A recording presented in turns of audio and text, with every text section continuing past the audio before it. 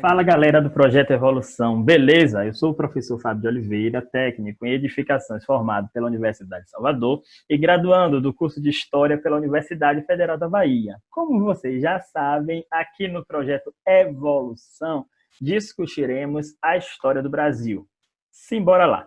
Na aula passada, analisamos a parte 1 do processo de expansão territorial do Brasil. Analisamos a União Ibérica. Quem ainda não conferiu esta e as aulas anteriores, podem voltar lá na nossa playlist de História do Brasil, que vão compreender de fato todo esse momento, todo esse contexto. Na aula de hoje, analisaremos a parte 2 desse processo de expansão. Aqui discutiremos, grosso modo, nesta segunda parte da aula, a participação dos holandeses no Brasil. A primeira invasão aqui na Bahia, certo? Em 1624, e a segunda invasão lá em Pernambuco, grosso modo, 1630 a 1645. Dois aspectos importantes para analisarmos nessa aula. A conquista holandesa com a nomeação de Maurício de Nassau como governador do Brasil holandês e a insurreição pernambucana com a expulsão desses holandeses. São aspectos principais, junto com aqueles que discutimos na aula passada, para analisarmos essa expansão do território do Brasil. Quando a gente fala de invasões holandesas no Brasil, a gente se refere a um projeto de ocupação, grosso modo, do Nordeste do Brasil, inicialmente pela WIC, em língua estrangeira, ou Companhia Holandesa das Índias Ocidentais. Isso ocorre lá no século XVII. Percebam como tem relação a aula passada e a aula de hoje. Certo, gente? Essas invasões holandesas, elas foram, grosso modo, o maior conflito político-militar da colônia nesse momento em que nós estamos trabalhando nas aulas da semana passada e de hoje. Embora concentrada nessa atual região do Nordeste, a gente pode tratá-la como a maior por conta de todo esse desdobramento que nós estamos estudando há 2 semanas. Percebam, hein? Porque ela não vai se resumir a um único fato. Compreenderam, gente? Faz parte do quadro de relações internacionais, de acordo com alguns pesquisadores. Observem, relações internacionais, termos mais atuais para falarmos dessas polêmicas. Se a gente analisar desde a nossa primeira aula, nós vamos perceber, por exemplo, preocupação de Portugal com potências como França, como Inglaterra e outras que estavam, certo, no além-mar. Inclusive com a própria Espanha, que lá no início estabelece, inclusive, aquele chamado Tratado de Tordesilhas. Então, nós podemos ver que uma série de conflitos, uma série de polêmicas estavam ocorrendo. Observem, 2 frentes interligadas têm relação com esse contexto da aula de hoje, em África e aqui no Brasil. A resistência, que falaremos daqui a pouco, é muito importante para analisarmos esse contexto, certo? Uma resistência financeira, resistência militar, resistência política. Em alguns momentos, um recuo, quem sabe, de Portugal. Em outros momentos, um abraço das lutas aqui na colônia, certo? Contra esses holandeses. E aí nós vamos ver que lá em Recife eles demoram um pouco mais, entretanto, em outro momento, na chamada insurreição, que nós veremos daqui a pouco, eles serão jogados para fora novamente. Observem. Ciente dessa vulnerabilidade das povoações portuguesas no litoral, gente, aqui do Brasil, os administradores da WIC, ou Companhia Holandesa ou Neerlandesa das Índias Ocidentais, eles decidem atacar, certo, Salvador, capital do momento. Lembram, gente, que desde lá do 1648, lembram, gente, que desde lá do 1548 há toda essa problemática? Lembram, gente, dos contextos dos governos gerais? Muito bem, volta nas nossas aulas anteriores para que compreendam, de fato, aquilo que nós estamos discutindo hoje. Então, em 1624, uma expedição dessa companhia, com um grupo de navios, certo, com diversos homens ao comando de Jacob Wilkins, em uma pronúncia mais aportuguesada, ataca então essa capital. Os habitantes, claro que com esse ataque entram em um certo pânico, certo? Entretanto, a gente vai perceber o seguinte, que a Espanha envia um reforço, certo? Uma armada muito forte, com uma quantidade expressiva de homens, e essa expedição, certo? Vai expulsar aqueles invasores no dia 1º de maio, grosso modo. Houve um gasto muito forte com a invasão às terras da Bahia, certo? Entretanto, esse enorme gasto ele foi recuperado um pouco depois, num ato muito polêmico lá no Mar do Caribe, quando determinado almirante, certo, que estava a serviço dessa companhia holandesa, ele intercepta uma frota espanhola e saqueia, certo? Uma frota que transportava um carregamento de prata que era extraído das colônias americanas, certo? Da Espanha. Então, a gente percebe como eram polêmicas essas relações entre esses países europeus, tudo em busca de um lucro. Observem como era esse desdobramento, essas invasões em relação a outros locais, tanto em África, quanto em Ásia, quanto a isso que eles estão chamando de Novo Mundo. Quando o professor de geografia ou um dos professores de história nesse time potente de humanas que nós temos aqui no Projeto Evolução, trabalharem, né, esse processo de globalização, trabalharem século XX e seus desdobramentos, a gente pode ver uma nova terminologia para um novo continente, o novíssimo mundo, mas é só uma provocação para as aulas futuras, certo? Então, a gente vai perceber essa expulsão desses invasores holandeses, como alguns teóricos chamam, aqui na Bahia. Seguindo essas polemizações, nós vamos ver uma investida contra Recife. Por quê? De posse de recursos obtidos com o saque à frota de prata, esses grupos holandeses eles vão armar uma nova expedição. Dessa vez, a expedição vai ser mais rica e mais potente. O objetivo era de restaurar o comércio do açúcar com os Países Baixos. Compreenderam, gente, até aqui? Então, esse comércio, né, que era proibido pela coroa de Espanha. Observem como entra naquele contexto da aula passada. Uma nova e poderosa esquadra, ela vai ser enviada, certo? A maior já vista. Olha como a gente trabalha sempre com esse contexto, né, de número e de potência. Quem sabe a gente pode analisar as tecnologias e as inovações envolvidas, certo? E esse ataque ele será investido contra Pernambuco. Essa investida vai trazer uma vitória para esses grupos que estavam, certo, representando a WIC. Para garantir essa vitória ou para garantir êxito nessa investida contra aquela região de Recife, aquela região ali, né, de Olinda, em 1630, uma nova frota de guerreiros é enviada da Europa para assegurar tudo isso que nós estamos analisando aqui. Observe, gente, é importante analisarmos uma coisa. A aquisição da mão de obra escravizada foi imprescindível do ponto de vista holandês para o sucesso da colonização desse povo. Então, é justamente por isso que, de acordo com alguns teóricos da historiografia local, certo, há uma intensidade no tráfico de escravos da África para o Brasil por parte desse grupo. Entretanto, aqui nós podemos mencionar também a resistência, certo? A resistência liderada por alguns grupos nos arredores de Recife, através também de táticas indígenas de combate, aquilo que algumas pessoas chamam de campanha de guerrilhas, certo?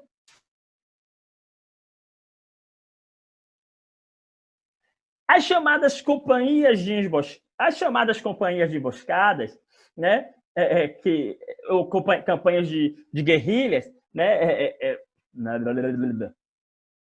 as chamadas companhias de emboscadas eram pequenos grupos, certo? formado por alguns homens com uma mobilidade muito forte que atacavam de surpresa os grupos invasores. E eles se retiravam em uma velocidade muito forte, se reagrupando para novos combates. Observe como era, né, essa especialização e essa busca. Quando a gente analisa os desdobramentos, a gente percebe que lá em 1634, com a invasão da Paraíba e as conquistas do Arraial do Bom Jesus e o Cabo de Santo Agostinho, um ano à frente, as forças comandadas por determinado líder entram em colapso e se viram forçadas a recuar diante do nosso famoso Rio São Francisco.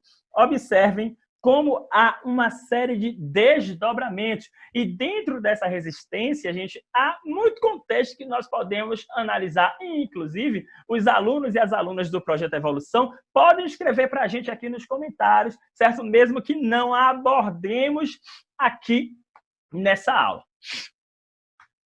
Quando a gente segue e analisa essa conquista ou observa mais a fundo a participação de Nassau como governador, nós podemos seguir afirmando o seguinte. Lucas, você pode botar uma fotinho aqui de Maurício de Nassau aqui no nosso quadro.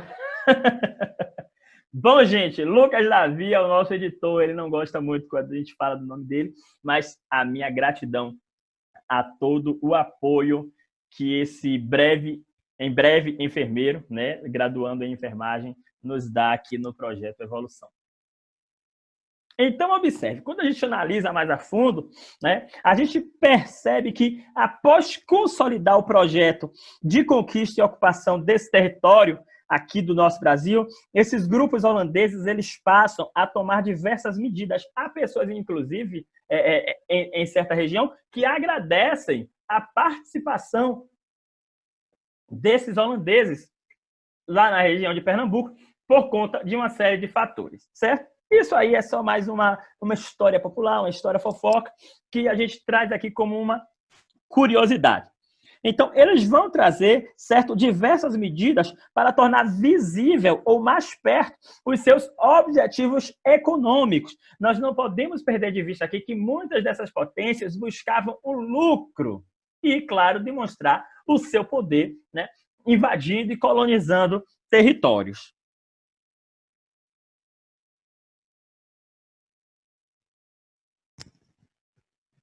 A gente percebe que entre os anos de 1637 e 1644, a política colonial holandesa no Brasil esteve sob a tutela de um reconhecido rapaz lá da Holanda, o Maurício de Nassau, que, como nós já vimos em outras aulas, é homenageado, inclusive, em escolas, em cursos, em faculdades, etc., aqui no Brasil. Bom, boa parte das medidas empreendidas por Maurício de Nassau busca uma normalização da produção o quê, gente? Da produção do açúcar, como nós estamos vendo aqui no nosso quadro.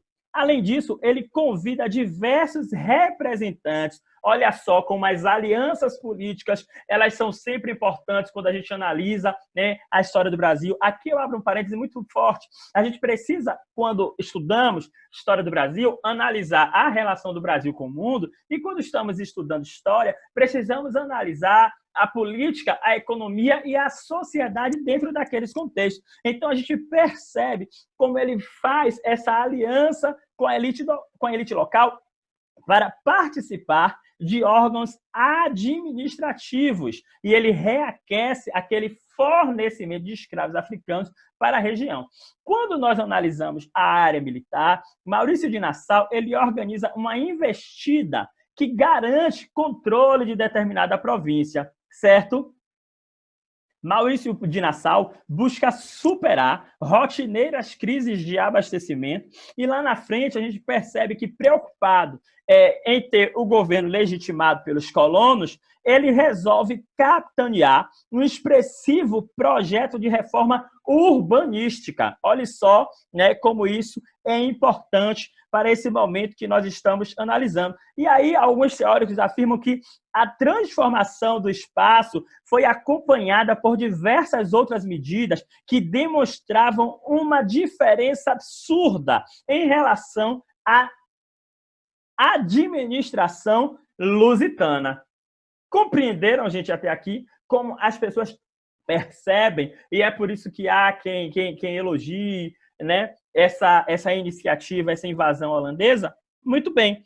Então, observem, outra interessante medida que a gente pode, né, de acordo com alguns pesquisadores, observem como na história nós sempre trazemos esse respeito aos pesquisadores que vieram antes de nós. Uma outra política empreendida por Maurício de Nassau envolve uma organização de missões artísticas e científicas que deveriam catalogar, certo? E registrar o espaço dominado por Holanda. Aqui, um viva a nossa ciência, que, falando do nosso atual contexto, está em uma luta,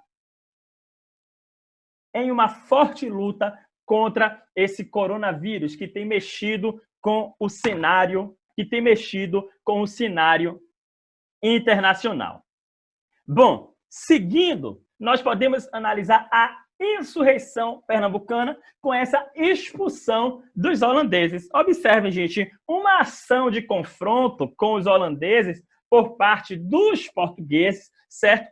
É observada nesse contexto. Após uma fase inicial de reação ao invasor, em outros momentos de uma certa acomodação, quem sabe medo, a partir de 1645, nós temos uma reação muito mais forte, certo? A presença dos holandeses aqui no nosso queridíssimo, fortíssimo, riquíssimo Nordeste do Brasil. Essa reação ela é denominada de insurreição pernambucana e foi destravada com a saída de Maurício de Nassau do governo de Pernambuco, ou como nós chamamos em outro momento, do governo do Brasil holandês. Certo, gente? Então, os novos governantes, eles eram intolerantes. Os senhores de engenhos estavam com dívidas absurdas. Quer mexer, gente, na população, movimente a economia. Aí nós vamos perceber diversas polemizações e movimentações de grupos específicos ou de grupos maiores. Lá na frente, quando estudarmos o governo brasileiro de 1900, da década de 90, nós vamos perceber muito essa discussão. Então, observem, diante de ações armadas em relação à área de Pernambuco, o rei de Portugal ele censura diversas atitudes de líderes e aí vai chamar esses grupos de malvassalos por não respeitarem acordos políticos que haviam sido feitos nesse momento. Mas aí, quando chega em 1645, ocorre uma vitória brasileira no chamado Monte das Tabocas. A partir daí, os holandeses sofreram sucessivos reveses, o que propiciou, gente, de acordo com alguns de acordo com alguns pesquisadores, a libertação de Alagoas e Sergipe. Em 1648-49, vai ocorrer a Batalha dos Guararapes, com significativas vitórias dos insurretos. Com isso, lá em 1653, o rei de Portugal vai enviar reforços sob o comando de Pedro Jaques de Magalhães, que vai forçar uma rendição final holandesa em 1644, com a capitulação da Campina de Taborda. Compreenderam, gente, como foi todo esse processo e os seus desdobramentos? Muito bem, aqui para o nosso teste nós temos a seguinte pergunta da FUVEST. Foram, respectivamente, fatores importantes na ocupação holandesa no Nordeste do Brasil e na sua posterior expulsão A, B, C, D ou E? Agora pare e responda com calma a nossa questão. Respira. Muito bem. É só marcar a letra B e correr para o abraço. Agora, os nossos alunos e as nossas alunas, seguidores do Projeto Evolução, têm a oportunidade de responder esta segunda questão do Exame Nacional do Ensino Médio e postar a sua resposta nos comentários. Quaisquer que sejam as dúvidas, podem escrever por aqui ou procurar o Instagram do @proge_evolução, que a nossa equipe vai estabelecer debates. Senhoras e senhores, foi um prazer muito grande e até o nosso próximo encontro. Não se esqueçam de curtir a nossa aula e compartilhar com as amigas e com os amigos.